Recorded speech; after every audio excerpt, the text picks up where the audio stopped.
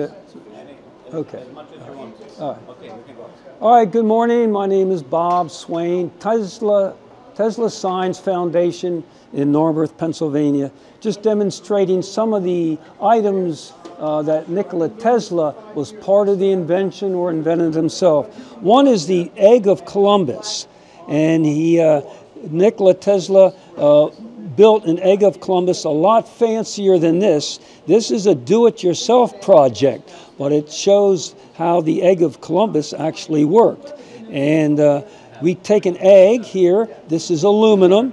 We set it in a concave mirror, and Nikola Tesla came up with the idea to have 4 coils, electrical magnetic coils, and have one on one sine wave and the other on a second sine wave, 90 degrees apart, and the magnetic field will rotate, and demonstrated by, when I apply power, there you are rotating the egg, and it'll spin up in speed, and oops, we had a collision, a little bit off center. Let's give her another try. Or be struck by lightning twice. That's the probability. There we go. When at first you fail, try it again. So that's the rotating electric field with the egg rotating. All right. And then next we have a miniature Tesla coil that when we apply, it gives off electromagnetic energy, which at a distance can light a light bulb. Okay. Now this is a small Tesla coil. Larger ones create more energy. And of course, you may have seen a plasma ball. These you can buy locally or off the internet very easily. Next, we have what they call the Marx generator. This is not really associated with Tesla, but it creates high voltage, which Tesla was involved with and had a lot to do with. And it builds up a charge through a series of capacitors and discharges like lightning does when the clouds get. So 3, 2, 1. So it really puts out the high voltage. And last but not least, oh, one more time. Here we go. 3, 2, 1. Last but not least, Tesla with the spark gap in the Tesla coil a long time ago contributed to radio and communications and the Morse code. First messages sent over radio were Morse code. And I just demonstrate this to show how Morse code was the first texting. The first texting was Morse code. Have a good day. When did you start being interested in Tesla? When I volunteered at a science museum in Philadelphia, and I met Nikola Lonchar. And I knew about Tesla from just science books, but I really wasn't involved. So Nick got me into it, and read more about him, and fascinated at all he did. How many years? Oh, about 6 or 7 years ago. Yeah, good time. You're welcome. How much Americans know about the Tesla? Well, certainly the car, the Tesla car has made the name very well known. But most people I talk to, and I say Tesla, they think of the car. So I have to advise them that there was a great scientist over 100 years ago named Nikola Tesla. And the fellow with the car, I think, used his name. A smart marketing move, for sure. Okay. Tell me your name. Bob Swain. Okay, thank you. Good morning. I'm Steve Matza. I run an aircraft repair shop on Long Island, Consolidated Aircraft. But I've been doing these Tesla displays for quite a long time. I do science fairs and job fairs as well. And we have all kinds of high voltage stuff related to Mr. Nikola Tesla. We have a Jacob's ladder, and this is putting out 15,000 volts. This transformer is out of a neon sign. All it's good for is Frankenstein movies. And here we have an igniter out of a Learjet, and we're turning 12 volts into 10,000 volts, and that's the spark plug that lights the kerosene inside of a jet engine. And over here we have the quintessential discovery from Mr. Tesla. If you turn a magnet near a coil of wire, the North Pole is pushing the electrons one way, the South Pole is pushing the electrons the other way. That is alternating current. That's it, you're making electricity. All right, and here we have a small Tesla coil. This one puts out about 8,000 volts. This is the basis of AM radio. Tesla invented AM radio, not Marconi. Marconi stole a lot of his patents. Now it's sending out AM radio energy that is exciting the neon gas in this Christmas bulb. The energy excites the neon gas. What it's doing is that energy is making the electrons jump to a higher shell. When the electrons go back to where they belong, they give off an orange photon of light. Now here we have a fluorescent bulb. A fluorescent bulb has a drop of mercury in it, and the mercury, when it's excited, gives off invisible ultraviolet light. That ultraviolet light is exciting the white phosphorus inside this fluorescent bulb. And over here we have a generator out of a 100-year-old telephone. I got this generator out of this old Western Electric phone. 100 years ago, you had to turn this generator to start the phone call. And that would ring a bell at the phone office. The operator would ask you, who do you want to talk to? I want the fire department, Mabel. She would take your wire and connect you to the fire department. So this is the opposite of that. Here we're turning a coil of wire inside these magnets. And that's 100 volts. That's the same power that's coming out of the wall. And you can see the difference. I can turn on an old incandescent bulb. Look how much more light you get out of an LED bulb. Incandescent LED. And we could also attach it to a fan.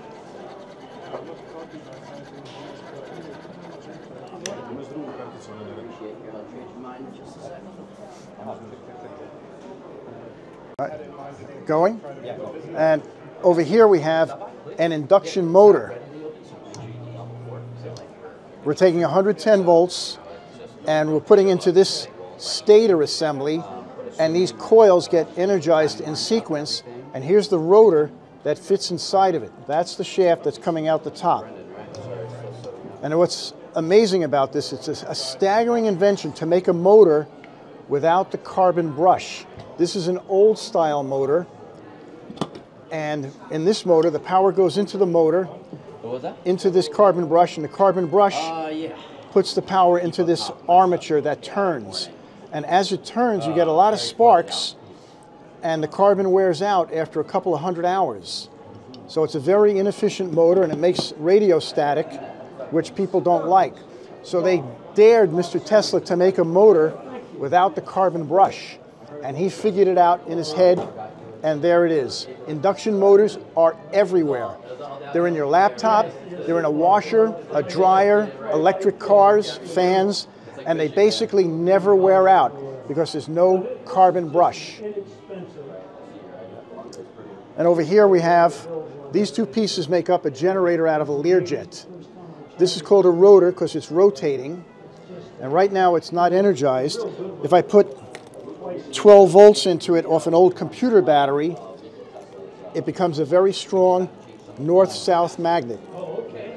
It's so strong that you can't pull that bolt off until I let go of the button. Now this rotor fits inside of this stator assembly. This stator is 3 coils of wire 120 degrees apart.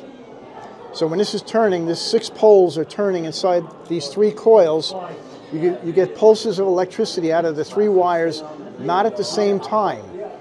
So you get pulse, pulse, pulse. That's called 3-phase power. Now your house or apartment gets 2 power leads and neutral. From a power lead to neutral is 110 volts. From a power lead to a power lead is 208 volts. So that's how you get both voltages into your house. Again, this is all Tesla technology, Tesla design. When you travel on the road and you see the high voltage wires at the top, there's always three wires, because the stator assembly has those 3 coils 120 degrees apart. Finally, we have a Wimshurst machine, which has nothing to do with Mr. Tesla, but it makes a real nice spark. Now this is like rubbing your feet on a wool rug. Well, that was built in Serbia and given to Nikola Tesla. So it's priceless because it was given, but I'm just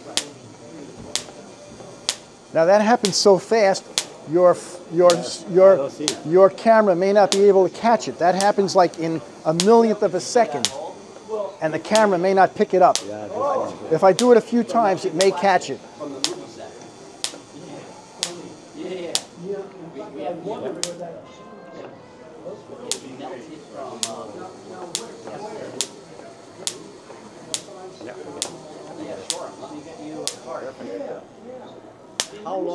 How many times did you have an exhibition here? This is my 5th year doing this. Oh, 50. My 5th year, and I do a lot of science fairs. I do school fairs, job fairs, and I get invited to schools and science contests. But my regular job is I run a large aircraft repair shop. I have 70 employees, and we fix private jets out at Islip Airport in Ronkonkoma, Long Island. How much Americans know about the Tesla? When you ask people about Tesla, they always think it's the car. But I would say anybody interested in science knows about the man, Nikola Tesla. But the general public, I'd say maybe 20% of the general public know about the man. But that's why I'm here, to spread the word. You talk to your customers who own the Lear jets about the Tesla? Yes, I do, and I have a fair amount of customers in Serbia, and I send them a lot of my videos about all my Tesla presentations. So, thank you so much, Stephen. You're very welcome. Enjoy your stay. Tell me your name. My name is Stephen Matza. Matza. All right. Thank you, sir. You're welcome. Okay, we are here on the Tesla conference. What are you representing today here? Coleman Zito was Nikola Tesla's most trusted assistant, and he is buried in an unmarked grave in Queens, New York. He is here at the Maple Grove Cemetery in Kew Gardens, New York. They've got this nice little brochure, and Coleman Zito is number 28 on the brochure. So Julius was Tesla's assistant after his father died. Okay. And he's buried in the same plot. And we would like to mark his grave after 95 years. Wow. So my name's Patrick Ryan. I live in Colorado Springs. I'm working with famous artist and sculptor Stan Mullins to do a statue of Tesla in Colorado Springs. And when Stan and I first met, I said, look, Stan, if we're going to do a statue of Tesla, we're going to have to add this other guy, Coleman Zito, because he saved Tesla's life during one of the experiments in Colorado Springs. Oh. So, Can you explain that? So Tesla had a device that he said that when he turned it on, it would affect the weather, and it would create an artificial fog so thick he couldn't see his own hand in front of his face. He was expecting a special delivery at the train station downtown, so he sent Coleman Zito to go get that delivery. As he's working with this device, it starts to expand in a dangerous way. He went to shut it off, and the handle broke, and he couldn't shut it off, and he can't get around it. So he tried to crawl underneath it, and he started to contemplate his own death because he couldn't get underneath it when the power was cut from the outside, and it was Coleman Zito. So the delivery didn't come. Coleman came right back, and if he hadn't come back at that moment, he wouldn't have been able to save Tesla's life. So I told Stan, if he saved Tesla's life, we got to put him in the statue. So this gentleman, we're getting interviewed, guys. So this gentleman here is the Friends of Maple Grove Cemetery, Carl Bolinas. He calls me out of the blue and says, Mr. Ryan, we found your statue project online. In it, you depict another guy, Comanzito. We have a Comanzito in an unmarked grave in our cemetery, and we'd like to mark his grave after 95 years. So I called Stan up and I said, Stan, you're not going to believe this, but Comanzito's grave has been found. Then he calls me back and he says, we've actually located the descendants of Comanzito. So this is the great-grandson of Comanzito. Oh, nice. And so we're working with the family in Maple Grove Cemetery to finally mark his grave after 95 years. Yep. And we have a crowdfunding going on right now on Indiegogo, so if you'd like to come to the ceremony or participate and help us mark the grave, please consider contributing. That's nice. How much Americans know about Tesla and Comanzito? You know, when 20 years ago, nobody. Maybe 1 in 20 people knew the name Tesla. Then when the car came about 10 years ago, most Americans know the car, but they don't know the man. So I'd say 1 in 20 people that I meet actually know who the man is. Yeah. Okay, I wish you to collect money and to have a nice statue. Yes, sir. Okay, thank you. That's great. Thank you. Thank you very much. So hi, my name is David Undergrazia. I am the founder and CEO of Gladiators NYC, also Santa's Knights. It's a 501c3 nonprofit here in New York that does a lot of free martial arts and fitness, but focused on steel fighting, armored combat, medieval weapons, and medieval full contact sports. Yeah. And when did you start involving in Tesla Science Foundation? We started being involved with the Tesla Ambassadors Program maybe at least a year and a half ago, something like that. Pretty recent, but also it's starting to add up with our collaborations. A lot of interesting things we've done together so far, and can't talk too much about it right now, but some very interesting collaborations we have on the horizon as being a Tesla ambassador. How much Americans know about the Tesla? You know, so how many, do you want me to say, like, repeat the question, or don't, Yeah. it doesn't matter, just do my thing? Okay. Doesn't matter. I'm just wondering, because a lot of interviews. No. Okay, so you said how many Americans, How much know about Tesla, is, I don't know, actually. I mean, like, I don't know. It's not a topic that, like, I'm super familiar with how many Americans know Tesla. I mean, I would think that in today's lexicon, in today's understanding of the word Tesla, I think if you said Tesla, I think people would think it's a car. Yeah. Do you know what I mean? I think off the bat, right? Like, just like you have like some young person or something like that, they're gonna say Tesla, you're gonna think car. Which is because that's probably a more common usage of the word, right? But I think it's contextual. You know what I mean? Because if you're talking about something to do with history or something, I think people know Tesla. If you know Tesla, they're gonna understand that, right? But I think if you just say Tesla off the top of your head, somebody's gonna think. Car. Yeah, sure. Okay, what's your plans for the future with this organization? Plans for the future, all I can say is that plans for the future are adventurous, impactful, and avant-garde. Avant-garde. Do you know Sam? I do know Sam. And I think he knows me. And we're going to get to know each other a lot more as time goes by. Yeah, thank you so much. One more time, your name. Damian DeGrazia. Okay. Thank you for coming. Good? Greatly appreciate it. Oh, yeah, sure. That's good. Thank you. Thank you. So, Tesla, we're looking at the country. It's so nice to be here, and I can't wait to go. But then I will sing another song for you. Thank you so much.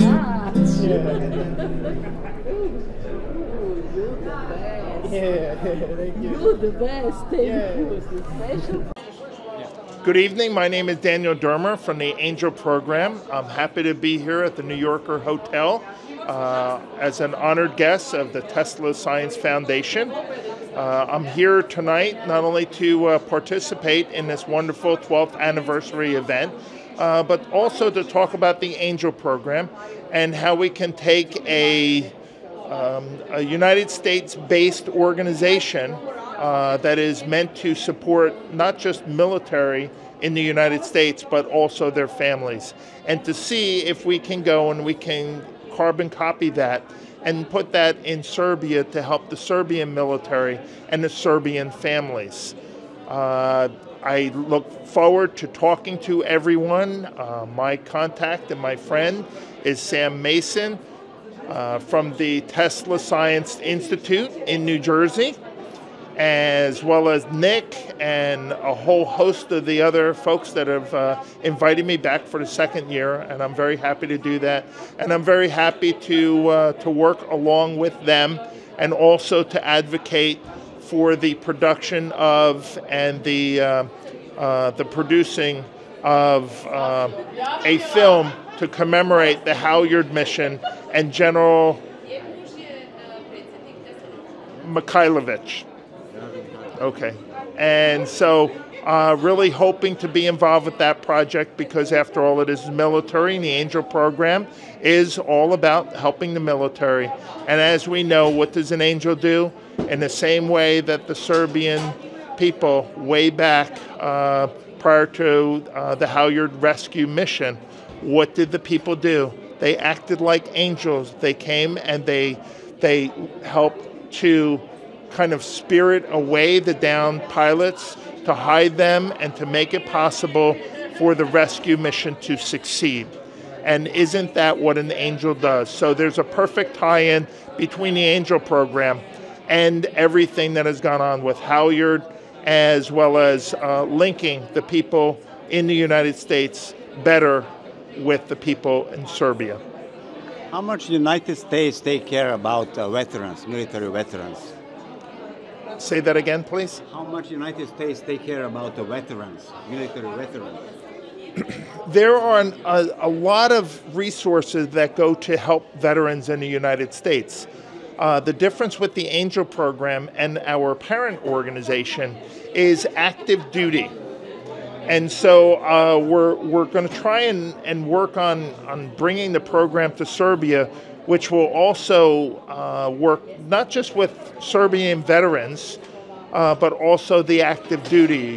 There is no Navy in Serbia as a landlocked country, but it does have the boats that are on the Danube and the other rivers.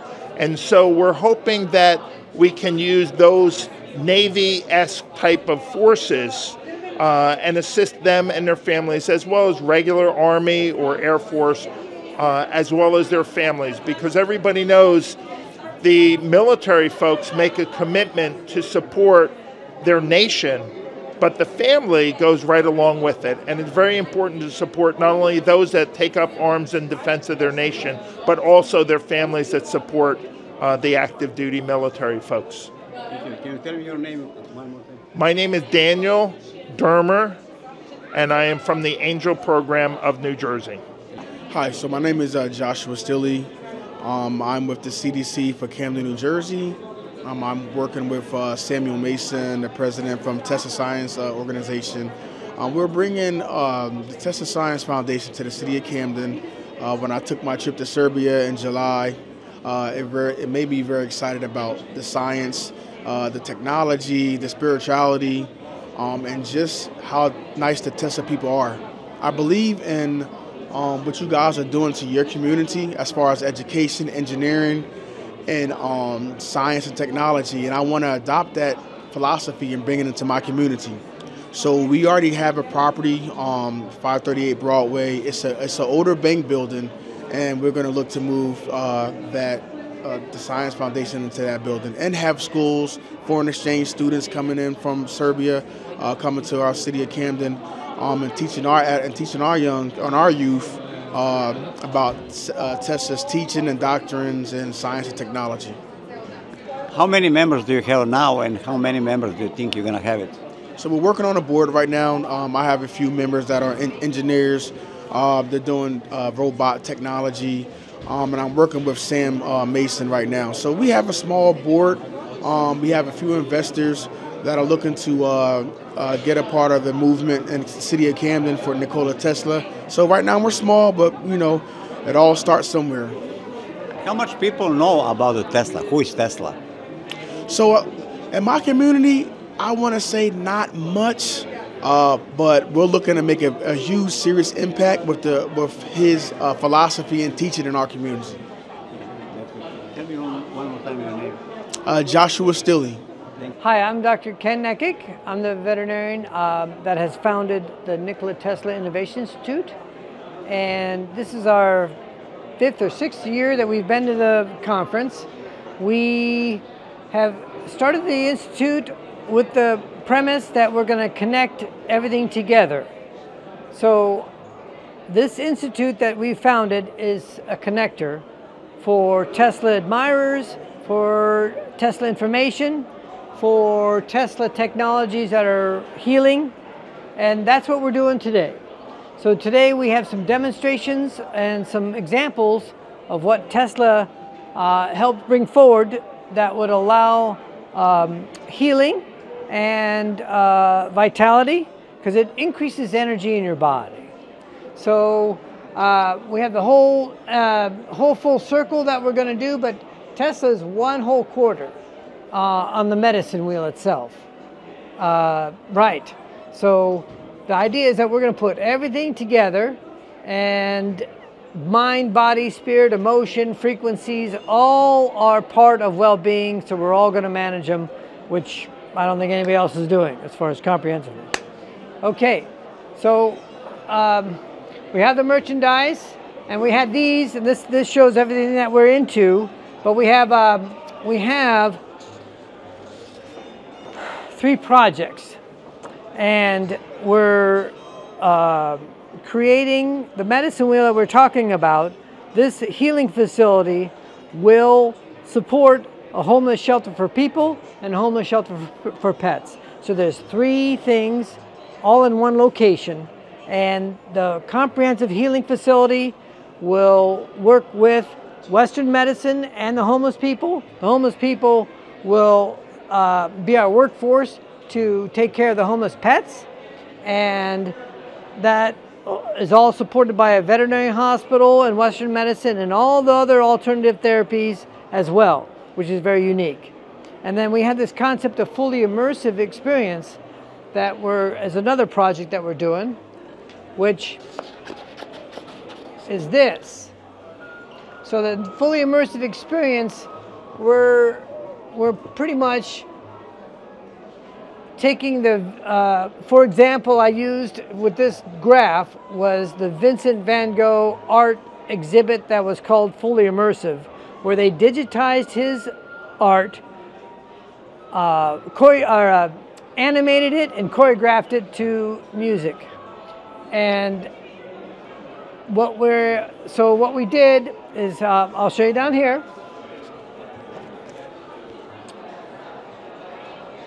We also had magnetized water. That's a Tesla technology where you can structure water. Yeah, so it goes down easier and it's less filling, and all that electrical charge gets in the water. So wherever the water goes in your body, that electrical positive charge goes in your body, and it helps alkalize your blood as well. So it's very healthy for you. It's not cheap. It's $1,900 for that. Okay? Okay. So this BioForce healing is totally a Tesla technology, and this is the pet version, which is real small, but this little biohealer is a transmitter. It creates its own energy and its own scalar wave called Life Force Energy, and I'll show you more. This is Beamer Technology is another Tesla technology. How do you do? And Eva's doing, so it's all relaxing. It's complete. Yeah, and it's healing. And I had a patient that had a back injury where it was paralyzed, couldn't move at all. And Kim helped me. There's some of her patients, and one of them was a mutual patient of ours that Kim helped me with. That's Kim Wilhelm with Beamer. And this is all Tesla technology, and it's all along the spectrum of different things that are possible. So my cat patient was paralyzed, and then when Kim helped me with the treatment, he was able to walk again, even though he had a broken back. And I'd never seen a patient, that's her husband with a goat. Goat with a broken leg. Yeah, it's all going to facilitate the healing. Yeah. And one of her crazy dogs. Yeah, yep. It's really quite amazing technology. So when they have arthritis, you can manage it, or you have a fracture or other trauma, it accentuates and accelerates healing. Okay, so now here we were trying to give you a little idea of the possibilities of a fully immersive experience, because when I stand next to these, so these are the same thing as this, but bigger. And I can feel it. I don't know if you can feel it, but I get goosebumps when I'm exposed to this generation of life force energy.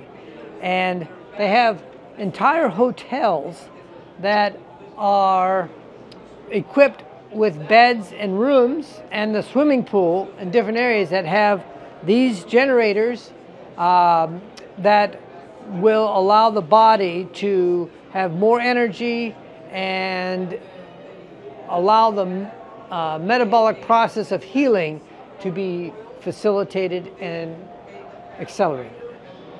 Life force energy. And it's not electrical at all. It's not a magnet. It's something that they won't tell you because it's patented. Okay? But we have this idea that we want to combine multiple things together. So we have images along all four walls. So all four walls of a room are a television screen. And then there are music, and the images are all choreographed together. But then there's also healing sound waves, healing scalar waves, healing frequencies, and then there can be additional therapies like massage, acupuncture, Reiki, anything could be inside there, and it all would be, all those healing modalities would be accentuated by being in that room. There's other rooms that are called scalar wave vortexes that we've been in that have a whole scalar wave photonic frequencies that stimulate your mitochondria and give you energy that way. And you can spend overnight in there, and your REM cycle while you're sleeping is where you're healing, and then it all gets accentuated and accelerated by the scalar wave.